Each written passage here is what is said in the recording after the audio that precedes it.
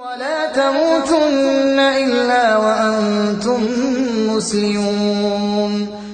Bismillahirrahmanirrahim. Assalamualaikum warahmatullahi wabarakatuh. Alhamdulillah wassalatu wassalamu ala Rasulillah wa ala alihi washabbihi wa man wala amma ba'du. Sahabat Al-Muslimun TV yang dirahmati Allah Subhanahu wa taala. Kali ini ada edisi perdana dari tayangnya Al-Muslimun TV di YouTube atau di media sosial yang nanti akan saudara-saudara temui sekalian. Bahwa dalam sejarahnya kenapa kita melihat Al-Muslim itu perlu berdiri lagi, memang sebagai wadah publikasi. Wadah publikasi ini adalah sebagai wadah publikasi media pengetahuan dan hukum Islam. Itu dari dulu Al-Muslim. Nah, ini mungkin sahabat-sahabat sekalian, kalau ada yang belum kenal Al-Muslimun, ya itulah seperti dulu itu Al-Muslimun. Dulu bentuknya majalah, dan saat ini kita akan coba mengudara lewat video-video yang insya Allah akan bermanfaat untuk saudara-saudara sekalian, dan khususnya kita juga. Insya Allah episode kali ini, apa yang ingin kita bahas adalah terkait dengan apa yang ada di pesantren Persis Bangil. Kenapa kita bahas itu? Karena memang dalam sejarahnya tidak bisa dilepaskan peran dari pesantren Persis Bangil dalam keikutsertaan memajukan Muslimin sendiri. Begitu juga sebaliknya. Gitu. Banyak sekali para asatid yang memang turut berkecimpung di majalah Muslimin. Dan itu memang semakin salah satu upaya kita untuk terus menggelorakan dakwah di tengah-tengah umat. Insya Allah pada kesempatan kali ini saya mengundang saudara kita namanya Ustadz Zulkifli Hasli. Beliau ini berasal dari Tarakan ujung Kalimantan ya. Beliau yang berasal dari Kalimantan. Beliau juga sahabat dekat saya, di mana insya Allah beliau akan sedikit banyak menjelaskan bagaimana pesantren Persis itu berdiri dan bagaimana konsep keilmuan yang ada. Konsep keilmuan ini penting. Buat apa? Memang konsep keilmuan dalam hukum Islam itu terkadang ada yang salah kaprah. Pelajaran nahwu hanya untuk nahwu, pelajaran mustolah hanya untuk mustolah, usul fiqh hanya usul fiqh, tapi nggak ada integrasinya. Nah, insya Allah kita akan mendengarkan bagaimana sih integrasi ilmu dari pesantren Persis Bangil, utamanya yang dilakukan oleh Ustadz Abdul Qadir Hasan. Nah, mungkin ini Ustadz Zulkifli, saya langsung bertanya ya. Jadi Ustadz Zulkifli, Ustadz juga pernah merasakan bagaimana nyantrinya kita di pesantren Persis Bangil ya. Jadi mungkin berapa tahun Ustadz dan sempat di sini juga berapa lama gitu ya. Nah, ini saya sebenarnya pengen tahu ya, mungkin sahabat-sahabat sekarang pengen tahu bagaimana sih sejarahnya pesantren Persis Bangil itu berdiri. Mungkin bisa dijelaskan sekarang. Ya, bismillah. Alhamdulillah syukurillah. Salatu wassalamu ala Rasulillah. Asyhadu an la ilaha illallah wahdahu la syarika lah wa asyhadu anna Muhammadan abduhu wa rasuluhu la nabiyya ba'd. Ya, alhamdulillah kita diberi kesempatan untuk kembali mempublikasikan Al-Muslimun dengan tema yang dan media yang berbeda. Saya langsung saja kepada pertanyaan itu. Sejarah berdirinya pesantren Persis Bangil, saya buat poin dulu. Ada sejarah berdirinya pesantren Persis Bangil, kemudian ada keilmuan di dalamnya atau kurikulum yang dibentuk di dalam pesantren Persis Bangil. Dua poin. Nah, nanti di dalam dua poin itu mungkin bisa bercabang dan pasti akan meluas ya. Akan meluas. Yang penting akarnya kuat. Pondasinya tahu lah. Pondasinya tahu. Ya, berdirinya pesantren Persis Bangil ini tidak bisa dilepaskan dari sejarah berdirinya pesantren Persis pertama di Bandung, Jalan Pajagalan. Dan berdirinya pesantren Persis pertama di Bandung di Jalan Pajagalan itu 1936 itu tidak bisa dipisahkan dengan berdirinya Pendis. Apa itu Pendis? Pendidikan Islam yang didirikan oleh Bapak Muhammad Natsir sekitar tahun 30 akhir. Ya, hampir 31. Itu di Pajagalan juga atau Bandung juga? Ya, di daerah Pajagalan juga sebenarnya. Dan berpindah-pindah karena menyewa Oh, iya. menyewa kontrak tempat. Nah, itu didirikan pertama kali oleh Pak Nasir di tahun 30-an. Itu terdiri dari tiga sekolah. Jadi Pendis ini seperti yayasan besar sekolah. Oke. Nah, itu ada HIS untuk anak TK dan setingkat SD, ada kemudian Mulo itu untuk anak setingkat SMP, kemudian ada Quick School. Apa itu? Nah, Quick School ini seperti sekolah bebas gitu. Jadi sekolah setingkat SMA tapi biasanya untuk agama. Nah, karena untuk yang buatan Belanda itu disebut AMS. Oke. Berarti macam sekolah sore ya? Ya, Sekolah sore. seperti sekolah sore ya. Quick School itulah yang kemudian diisi dengan agama oleh Tuan Hasan, kemudian Ustadz Endang Abdurrahman, ada juga kemudian Ustadz Abdul Qadir Hasan, ada Ustadz Muhammad Ali Al-Hamid.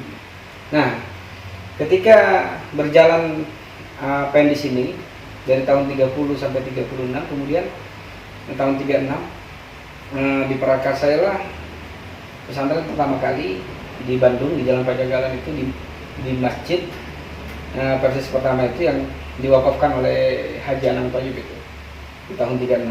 Di situ pertama kali pesantren yang mengajar di situ di tahun 36 itu yang pertama Hasan mengajar, yang saya dapat datanya bahwa beliau mengajar tauhid, kemudian ilmu tafsir, kemudian fikih, dan banyak pelajaran yang sebenarnya tidak tercatat di dalam buku wakfiyah pesantren. Nah, kita bisa dapatkan dari wawancara murid-murid Tuan Hasan. Nah, di situ pertama ada Hasan, kemudian yang kedua ada Raden Abdul Qadir.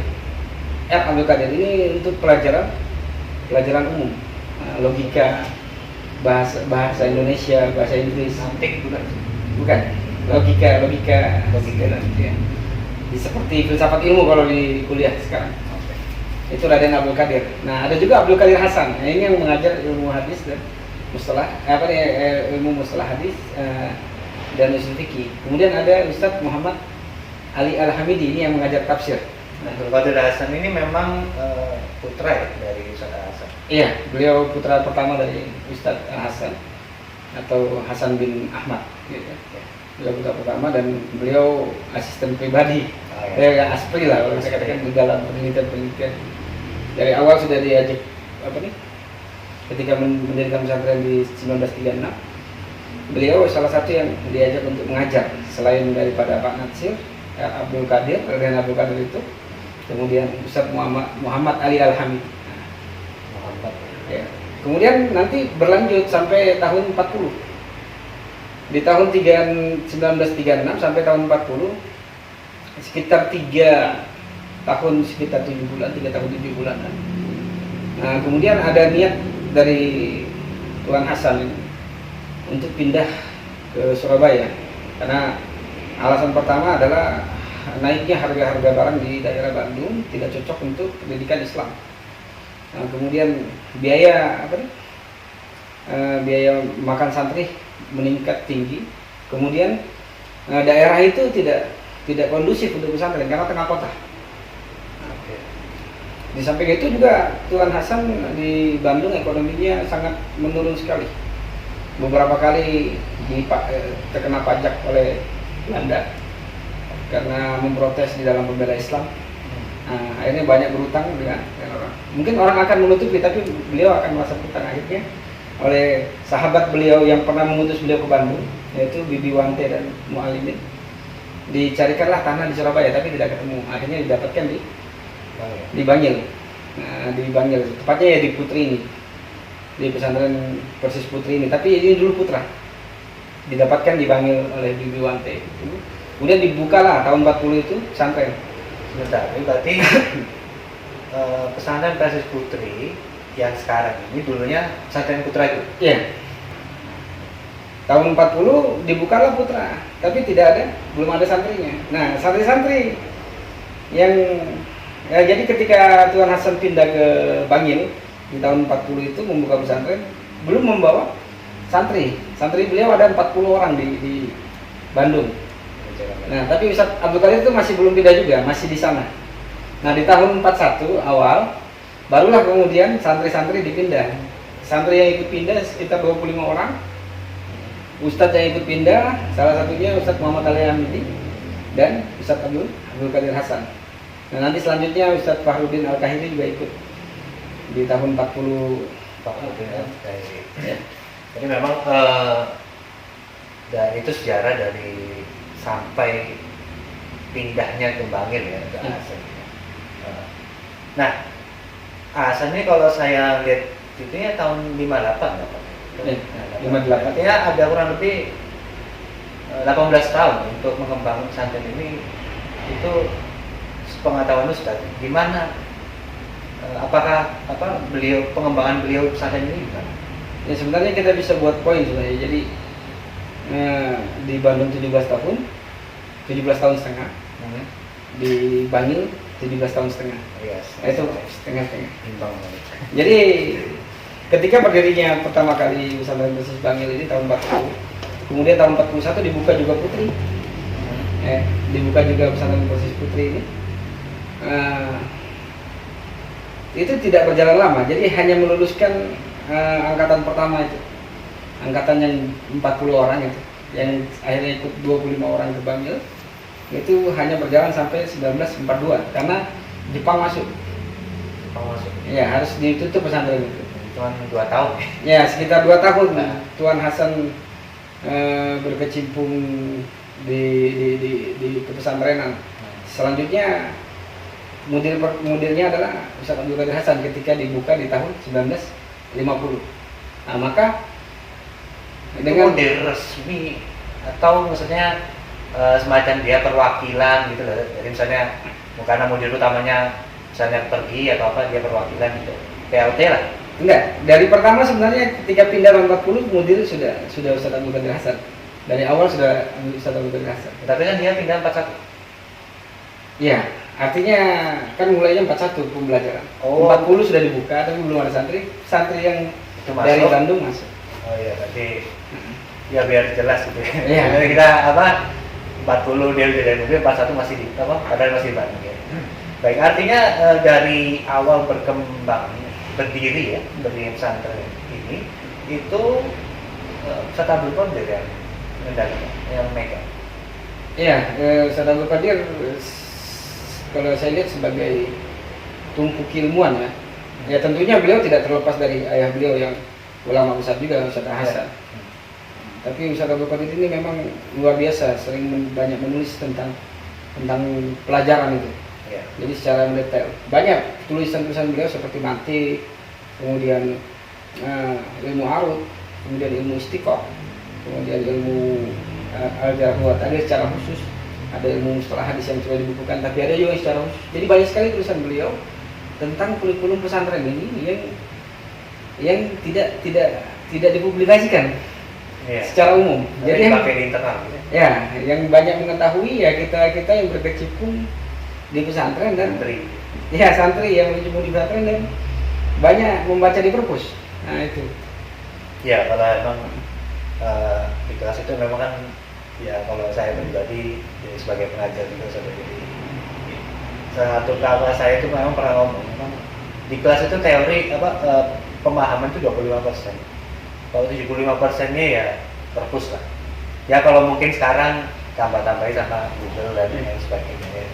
Artinya memang gini, saya melihat kalau saya bandingkan ya, tulisan banyak tulisan dari Ustadz Abdul Qadir dan Ustadz Hasan ini ada perbedaan yang signifikan. Jadi kalau Ustadz Hasan ini bahasanya lebih general, pembahasannya. Jadi dia juga masalah ada kaduhan tauhid. Terus soal jawab gitu ya, pengajaran sholat. Tapi kalau Ustadz Abdul Qadir Hasan selaku anak putra tertua ya dari Ustadz Hasan ini banyak yang saya temukan itu adalah pelajaran-pelajaran yang berkaitan justru dengan hukum. Jadi usul fiqh, mustolah saya memang pernah lihat mustolahnya karya beliau, terus mustolah hadis karya beliau, terus usul fiqh karya beliau. Ya saya juga pernah merasakan mantiknya buku beliau. Itu gimana? Ya, kalau kita melihat itu kita kaitkan dulu dengan nanti sekali kita kaitkan dengan kurikulum pesantren.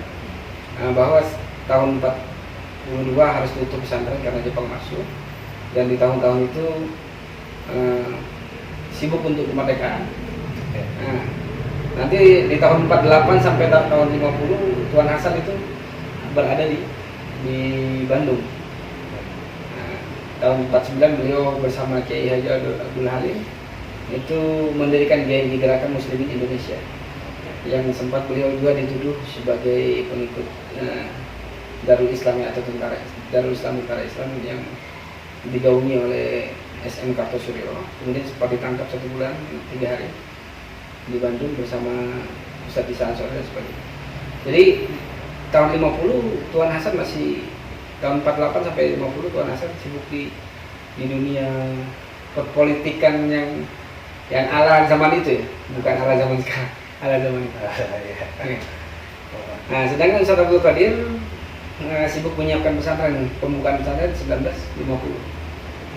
Di dalam panitia pembukaan baru lagi, memang Tuan Hasan ada disebutkan sebagai bendahara, Ustadz Abdul Qadir sebagai sekretaris atau katib ya kalau dulu, penulis katib. Ya, sedangkan ketua panitia pendirian baru lagi itu nama Bapak Muhammad Tatsir. Ada juga pembantu-pembantu seperti Bapak Hadi Kaslam, yang beliau itu adalah anaknya Bapak Sakera yang pahlawan di Bangil ini, pahlawan Madura. Ya, pasukan yang terkenal dengan Sakera gitu. Jadi banyak sekali di situ. Nah, kemudian kita kembali ke pertanyaan antum. Tuan Hasan itu seperti ensiklopedia dan mendalam.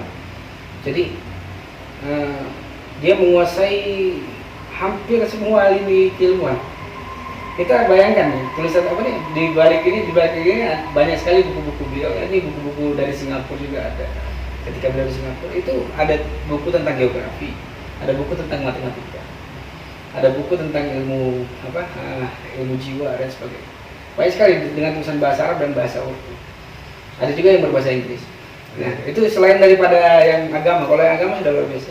Beliau menulis soal jawab, berbagai persoalan di situ dijawab. Beliau menulis tentang filsafat ketuhanan yang ada di hakikat Tuhan. Beliau menulis tentang bahasa Inggris Firstat, bahasa India kamus persamaan, bahasa Indonesia kamus rampai. Ya, kamus rampai itu.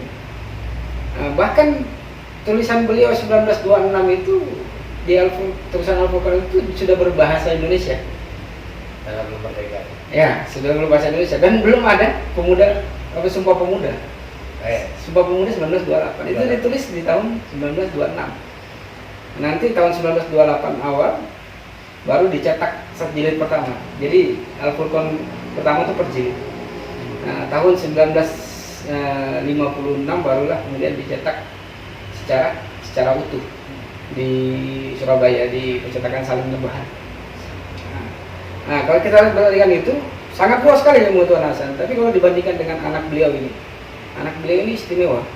Dia tidak seluas ilmuannya, mungkin tidak seluas mencakup seperti Tuan Hasan, tapi karya tulisnya tidak mencakup seperti Tuan Hasan, tapi mendalamnya sangat luar biasa.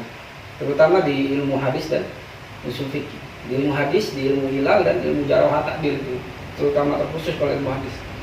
Nah, sedangkan di usul fikih itu beliau sangat intens sekali tentang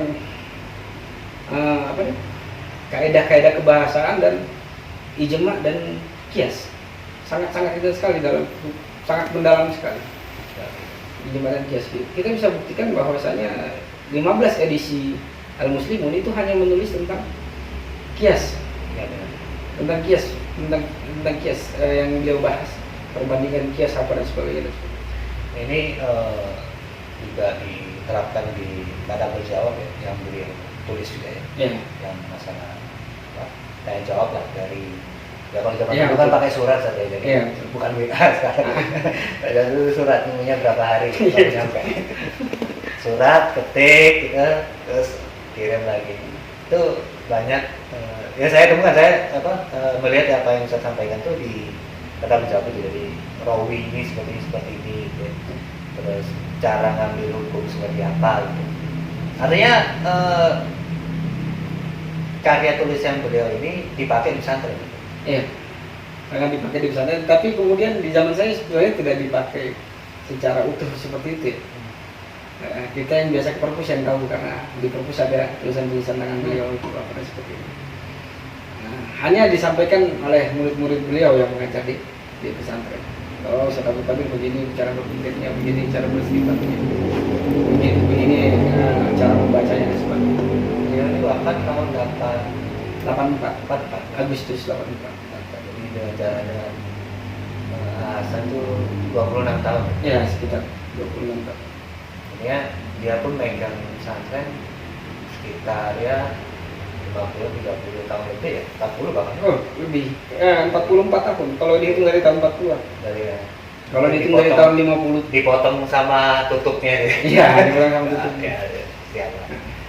Jadi mungkin agak menarik kalau misalnya ini ya, kita kan tahu lah ya. Jadi ada banyak contoh yang karya tulisan beliau berikan ke santrinya itu. Terus saya mungkin sebagai penutup mungkin sahabat sekalian, saya pengen melihat jadi kira-kira saya bisa contohkan nggak? Contoh singkat lah. Nanti mungkin di edisi ke depan saya nanti lebih rinci lah. Oh iya. Tapi mungkin contoh singkat ini gimana sih polanya, cara berpikirnya? Ya saya harus membuat pola dulu ya. Oh, iya. Untuk memandang pemikiran orang itu kan apakah kita harus lihat secara fenomenologi, hanya melihat fenomena saja, atau kita buat pola pikiran orang, kita masukkan ke dalam pola kita bagaimana, atau polanya terlalu kurang maka kita buat pola baru untuk memuatkan itu. Maka saya buat pola sederhana. Kalau di dalam keilmuan itu ada istilahnya, kalau kita dasarkan kepada ayat itu, wa'allama Adam al-asma kullah. Jadi ingatlah ketika Allah mengajarkan kepada Nabi Adam asma, nama-nama benda artinya, pola membaca.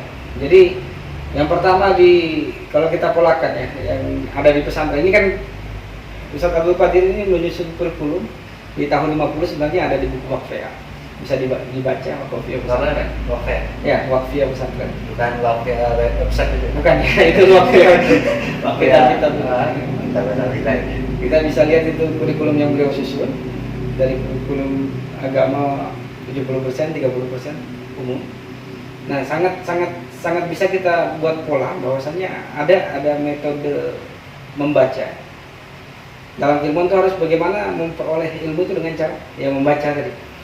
Ya seperti Nabi Adam. Yang kemudian setelah dapat informasi, maka informasi itu harus dicek validitasnya. Artinya verifikasi data. Oke. Nah, ini pola membaca itu ya jelas dengan kalau kita mayat pembahasannya adalah agama, maka pola membacanya pasti ujungnya adalah berbahasa Arab.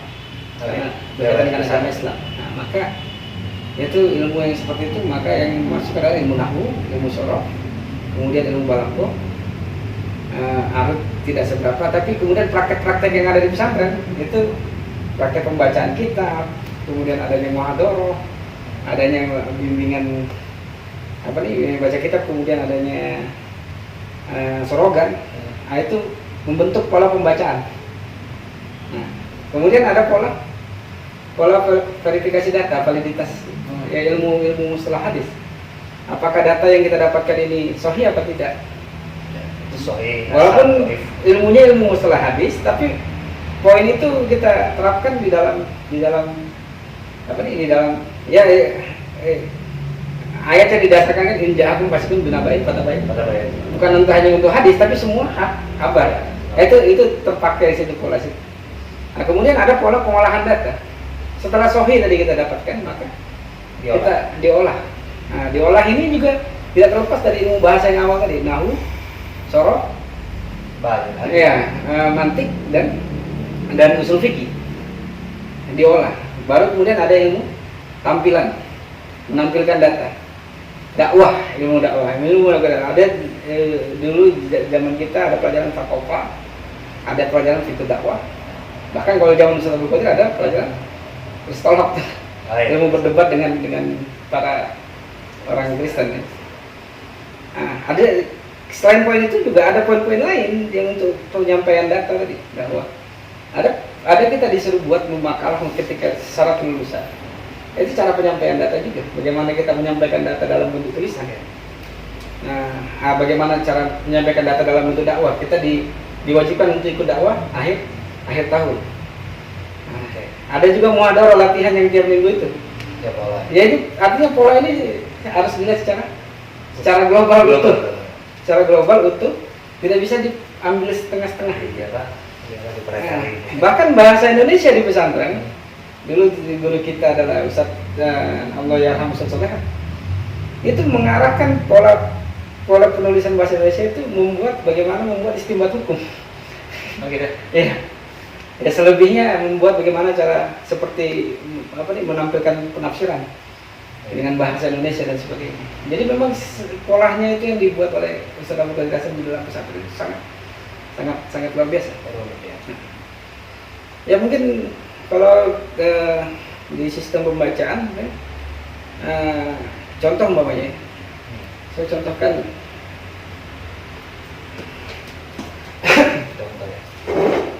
di hadis Bulughul Maram ada hadis. Ini kurang besar ya. Innal ma'a tahur.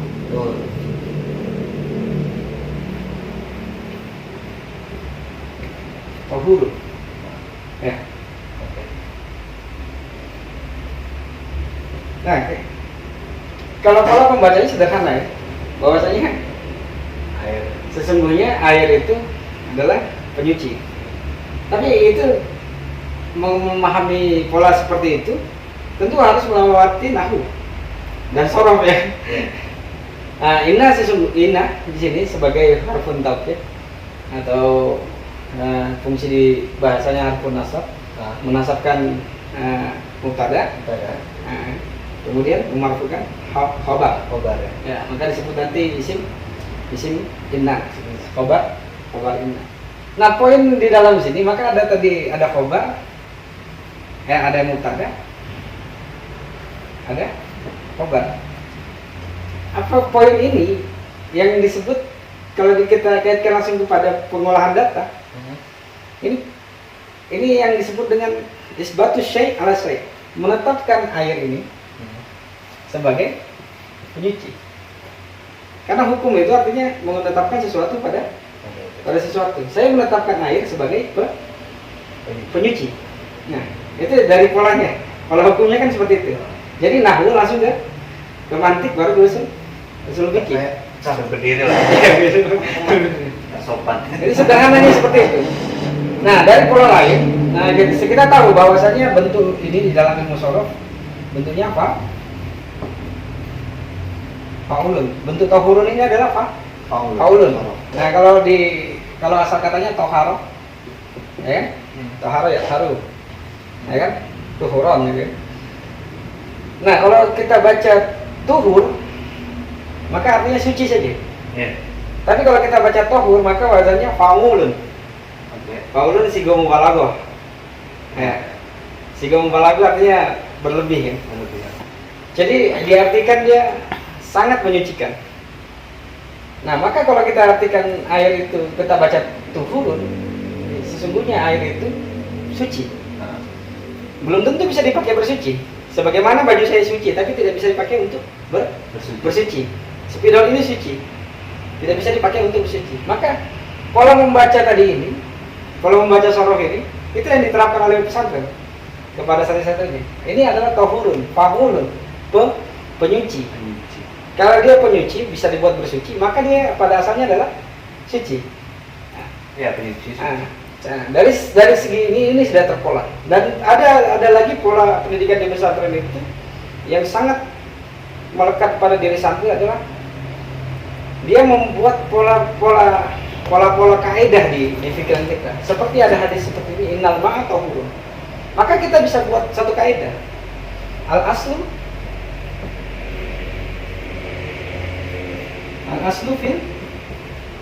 fil ma'i tahur.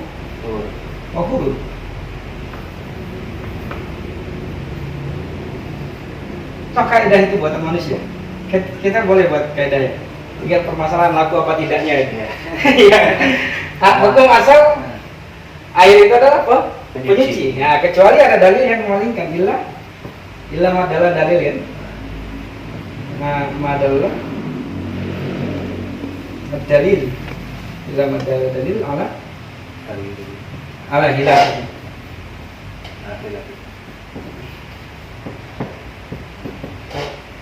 Jadi dari hadis ini tadi, ini kita sudah bisa membuat satu kaidah itu. Setiap air itu penyuci. Kecuali ada yang memalingkan. Nah, seperti air kopi nanti, kenapa tidak bisa dibuat tidak bisa dibuat menjadi penyuci? Nah, nanti ada dalil-dalilnya. Ya kan, gitu kan?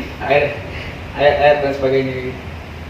Nah, itu pola-pola yang sana. Contoh seperti ada hadis di Sunan Nasa'i disebutkan iza kana qa'iman fi shalah fa ba'da bi yaminihi ala shimalihi. Apabila Nabi berdiri dalam sholat, maka dia menggenggam meletakkan tangan kanannya di atas tangan kirinya. Maka kita bisa buat pola al aslu fi qiyamis shalah al qabdu. Bahwasanya asal berdiri dalam sholat adalah bersedekap. Kecuali ada yang memalingkan. Kalau ada yang memalingkan dari dia lurus, baru kita berpaling. Karena ini hukum asalnya. Nah, pola-pola seperti inilah yang dibuat oleh Ustaz Abdul Qadir yang kemudian yang diwariskan kepada ustadz-ustadz seperti Ustaz Aliyah, Ustaz Umar, kemudian ustadz-ustadz yang lain, kemudian turun kepada Ustaz Hasin, kepada kita generasi yang ketiga. Kita ini generasi cucu dari Ustaz Abdul Qadir. Berarti Hasan kita cicit gitu. Cicit ya. Tapi alhamdulillah kita sanadnya itu sangat kuat karena data semua tersedia, tinggal dibaca dan sebagainya. Ini sederhana, bisa kita buat secara detail nanti di pertemuan selanjutnya. Memang di pertemuan pertama ini kita coba meraba-raba dulu, jadi dari masalah itu sendiri, terus kenapa Ustaz Abdul Qadir yang menyusun, terus tadi kita juga dapat pemahaman bahwa ada perbedaan antara Ustaz Abdul Qadir Hasan dengan bapaknya sendiri, sekalipun dua-duanya sama orang cerdas ya, sebetulnya Nurun gitu ya. Nah, kita juga nggak terima juga ini contoh kecil. Ini contoh kecil ini nanti yang kita harapkan ke depannya adalah lebih rinci lagi karena memang mungkin kalau lebih rinci lagi, pertama mungkin pematurisnya belum cukup atau gimana ya. Ada waktunya juga, jadi biar sahabat-sahabat sekalian nanti bisa relax mendengarnya. Saya mau beri satu poin tentang Ustaz Hasan dan Ustaz Abdul Qadir. Jadi bagaimanapun, walaupun nanti pada satu sisi Ustaz Abdul Qadir ada bisa lebih cerdas di dalam usul fikih dan mustalah hadis, tapi itu semua dari pemikiran besar Tuan Hasan. Begitu. Ya, Tuan Hasan ini punya pola pendidikan, dia bagaimana murid itu bisa lebih cerdas daripada beliau. Seperti Pak Natsir, murid beliau itu lebih cerdas dalam hal politik dibanding beliau. Tapi tentu bukan dalam hal lain, dalam hal politik. Nah, kemudian Isa Ansori di dalam hal dakwah dan orasi, padahal beliau yang mengajarkan orasi itu. Ya, terus Ustaz Abdul Qadir di dalam hal usul fikih dan ilmu hadis sangat mendalam dibanding tulisan Tuan Hasan. Nah, kemudian ada Ustaz Abdul Rahman di dalam hal pengembangan pola organisasi dan pesantren yang ratusan itu di bawah bimbingan Ustaz Abdul Rahman. Tuan Hasan mungkin hanya membangun satu pesantren, tapi murid beliau Endang Abdul Rahman, Ustaz Abdul Rahman membangun pesantrennya ratusan itu. Ya. Sentralnya di. Jadi ada central point yang bisa kita tangkap bahwasanya Tuan Hasan itu guru yang tidak akan mengekang murid dengan standar pikirannya dia. Oh iya. Benar. Dia akan melepaskan, silakan Anda cerdas-cerdasnya.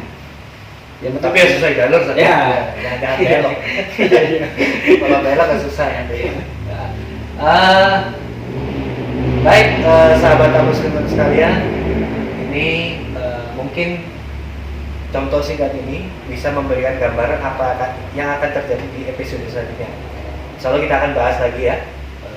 Dan sebelumnya kami ucapkan terima kasih buat Ustaz Zulfan atas penjabarannya tadi. Semoga sahabat-sahabat sekalian bisa ada poin yang bisa diambil atau ada ilmu yang bisa diambil dari sini. Itulah harapan kami dan semoga kita bisa membangun meningkatkan taraf keilmuan kita ya, standar keilmuan kita masing-masing. Salah satunya juga dengan media yang seperti ini. Terima kasih Ustaz sekali lagi. Akhirul kalam, assalamualaikum warahmatullahi wabarakatuh. ولا تموتن إلا وأنتم مسلمون